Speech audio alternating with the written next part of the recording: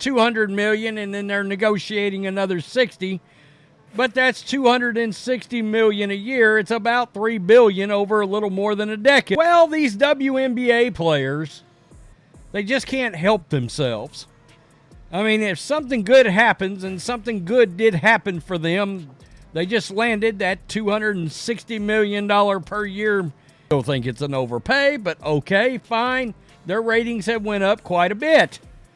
And we know why the ratings have went up quite a bit. What if I told you the WNBA's biggest stars could be its biggest problem? Imagine this: record-breaking crowds, TV ratings through the roof, but behind the scenes, there's drama brewing. Aja Wilson setting records on the court, but off it, let's just say she's not winning any popularity contest. You know what's even crazier? While some players are complaining about their apartment, most fans are struggling to afford tickets. It's like the league hit the jackpot, but some players forgot to read the room. Are we watching the WNBA's golden age? Or is this success story about to hit a major plot twist? And it led a bunch of these players to get very jealous and petty very quickly.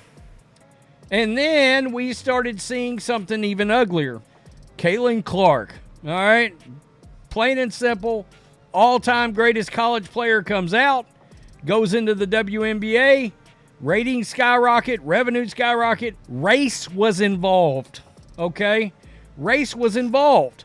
And led by the best player in the league right now, till Caitlyn gets another couple of years under her. Remember when WNBA games were so quiet you could hear a pin drop? Yeah, those days are long gone. Now getting tickets to a game is like trying to snag front row seats at a Taylor Swift concert. It's insane how fast things have changed. Just a few years back, you could hear every conversation in the stand. Now, you can barely hear yourself think with all the cheering and excitement. But here's the kicker. It's not just die-hard basketball fans filling up those seats. We're talking casual sports fans, celebrities, and even people who used to trash talk women's basketball.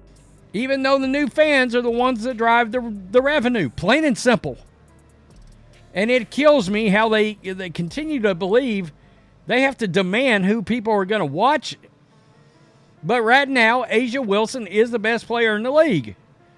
Well, she has come out and she has made some more comments, and it is like these players just don't want these new fans. I'm never going to demand that somebody spends their money a certain way. I didn't earn their money.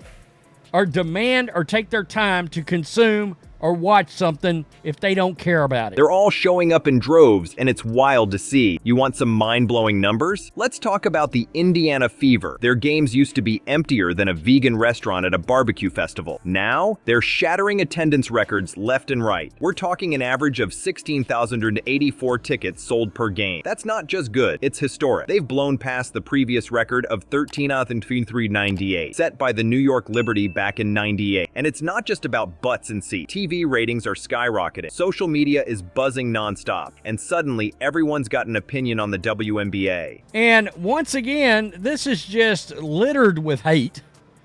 Now she's mad that I guess men are watching the WNBA. Well, Aja Wilson has come out and she has made more comments regarding the Caitlyn Clark experience, the Caitlyn Clark effect.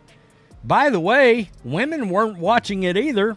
I did those figures for everybody about 3 months ago. It's like the league went from being the awkward kid at the dance to the most popular girl in school overnight. You know what's really crazy? This growth happened so fast it seems like even the league itself is in shock. WNBA Commissioner Kathy Engelbert said it best. There's no more apathy. Talk about an understatement. People aren't just interested. They're obsessed. But let's dive deeper into these numbers for a second. This season, there were 37 games that pulled in crowds of 16,000 or more. And get this, 32 of those games featured the Indiana Fever. It's like they've got some kind of basketball magic going on in Indianapolis. All this buzz isn't just making noise, it's making money. We're seeing new sponsorship deals rolling in, and even 2 new teams joining the league. It's always been 2/3 men that's consumed this league, which is kind of funny because the women have all been mad about the monetary amounts of money. You know what I mean? So let's go with this. I mean, seriously. Aja Wilson, arguably the best player in the WNBA right now, the 2-time MVP, looks well on her way to earning the award for a third time this season. Toronto and Portland are getting in on the action, with Portland's ownership group dropping a cool $125 million just for the right to have a team. That's not chump change, that's "we believe in this league" money. With all this money flowing, you'd think the WNBA had seen it all. Then along came a rookie who turned the basketball world upside down. Caitlyn Clark isn't just playing the game, she's rewriting the rule. But is her impact as golden as it seems? Or is there trouble brewing beneath the surface? All right, and here she is.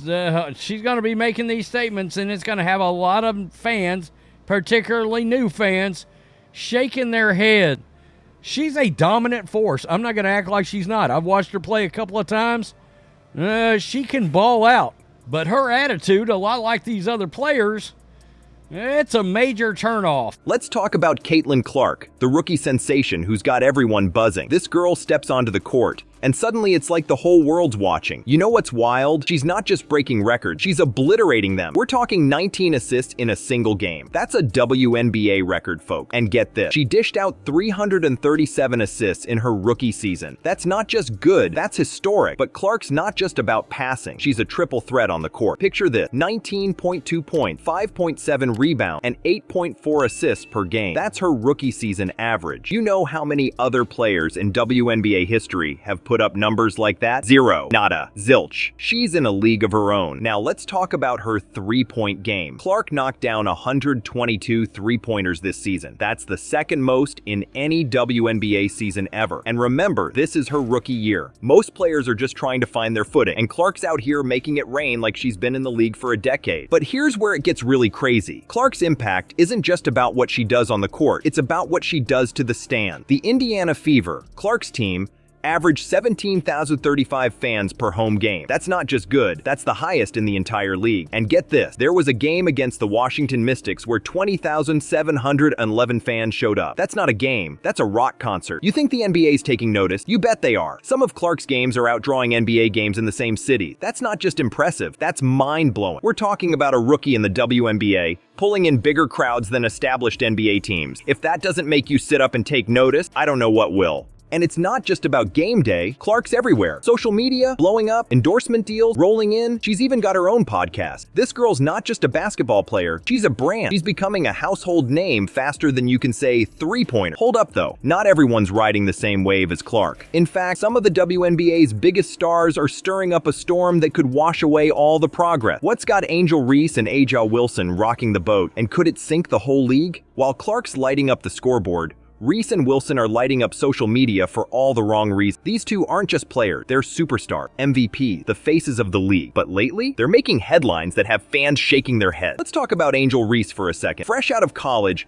she's already stirring up controversy. Picture this, Reese goes on a podcast and starts complaining about her $8,000 a month apartment. Yeah, you heard that right, $8,000 a month for rent. Meanwhile, most fans are scraping together cash just to buy tickets to see her play. Talk about a disconnect. But Reese isn't the only one causing waves. Aja Wilson, another league superstar, has been diving headfirst into some pretty heated discussions about race and privilege. Now, addressing social issues isn't a bad thing, but some fans feel like Wilson's approach is more divisive than constructive. It's like she's playing defense against her own fan base. You know what's wild? These are the same players who are supposed to be growing the game, the ones who should be celebrating the league's success and bringing in new fans. Instead, they're creating headlines that have people talking about everything except basketball. And here's where it gets really crazy. Some fans are starting to see Reese and Wilson as the villains in the WNBA's success story. It's like watching your favorite superhero movie, but suddenly the heroes start acting like the bad guys. You're left wondering who to root for. This whole situation is setting up a clash that could either launch the league into the stratosphere or send it crashing back down to earth. On one side, you've got the Caitlyn Clarks of the world, bringing in record crowds and making the game more popular than ever. On the other, you've got established stars who seem to be struggling with their newfound fame and the responsibilities that come with it. While everyone's busy picking sides, they're missing the real story. The WNBA's explosive growth might be hiding a fatal flaw. What happens when a league grows too fast for its own good? We're about to find out, and the answer might shock you. Think about it. The WNBA is going from 0 to 60 faster than a sports car. 1 minute, they're begging for attention. The next, they're the hottest ticket in town. But here's the thing. Rapid growth comes with growing pain, and the WNBA's got a whole lot of pain to go around. You've got new fans pouring in,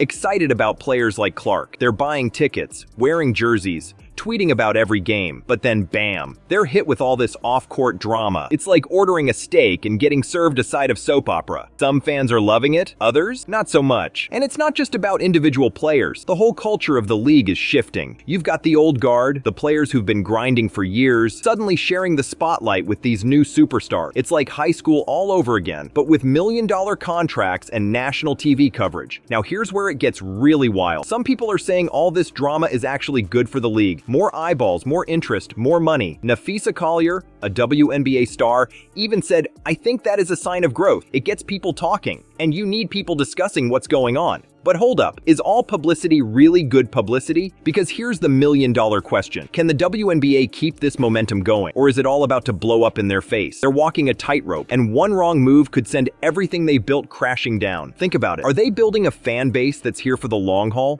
Or just rubberneckers waiting for the next controversy? It's like they're throwing a party, but they don't know if people are there for the music or just to watch the house burn down. And let's not forget about the players. They're under more pressure than ever. Every tweet, every interview, every Instagram post is under the microscope. One wrong word, and boom, you're trending for all the wrong reasons. Even the league itself seems caught off guard by all this attention. Remember when WNBA Commissioner Kathy Engelbert said, "There's no more apathy"? Yeah, well, she also had to apologize for not being empathetic enough about player concern. It's like they've gone from begging for attention to drowning in it. So here we are. The WNBA's gone from zero to hero faster than Caitlyn Clark can sink a three-pointer. But with all this success comes a whole new set of problems. You've got record-breaking crowds, TV ratings through the roof, and players becoming household names. But you've also got controversy, drama, and some serious growing pain. The big question is, can the WNBA handle its own success? Will they use this moment to take women's basketball to new heights, or will they fumble the ball when it matters most? One thing's for sure, the next few months are going to be wild. We're talking game-changing plays, off-court drama, and maybe even a few surprises no one sees coming. If you're a sports fan, you won't want to miss a second of it. The WNBA is not just changing the game, they're rewriting the whole playbook.